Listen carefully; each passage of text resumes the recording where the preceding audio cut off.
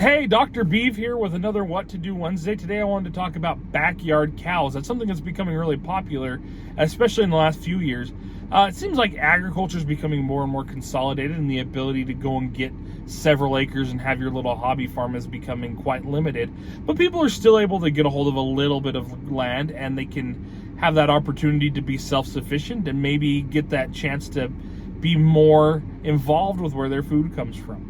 If done right, it can be done very successfully, but I definitely see some problems that maybe people weren't quite prepared for when they got into it. And so maybe let me suggest a couple of things to consider before you go and buy a calf. Number one, do you have the ability to transport and or restrain that animal? The reality is just like having a pet or a kid or any other living being, you are going to potentially run into emergencies with that animal.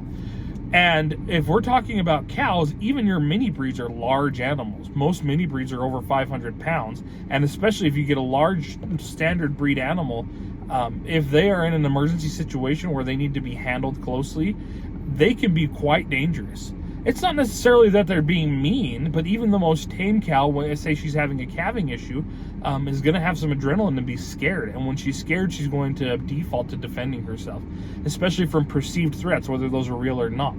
And so having the ability to restrain her sufficiently is extremely important for her safety, for your safety, and for your veterinarian's safety.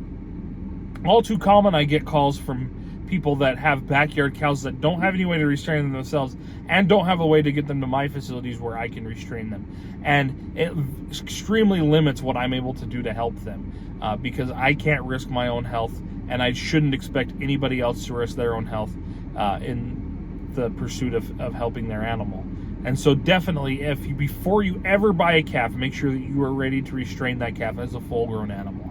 Second, consider your breeds. There are a lot of especially mini breeds that seem really appealing to backyard breeders, and some of those breeds do very well. The ones that are bred to be small, like your Dexters or your Zebus, those backyard cattle tend to not have major problems. What they are is they were full-size animals that have just been bred to be in a smaller package. Some of the ones that I see bigger problems with are the ones that are bred with genetic deficiencies. For example, chondrodystrophic dwarfism. One of the biggest offenders of that ones is mini Herefords. Now, there are mini Hereford breeders that do okay, but just understand that what you're getting with a mini Hereford is a genetic disorder where they're not able to form the cartilage and the bone structure that they would normally. And so their short legs are as a result of a disease that they have, and not necessarily just because people have bred them to be small. As a result, they tend to have a lot harder time calving, and they can have lots of problems that way. And then third, I would say know what normal is for your animal. Normal body condition, normal amounts that they're going to eat. It's going to vary depending on the size of your animal.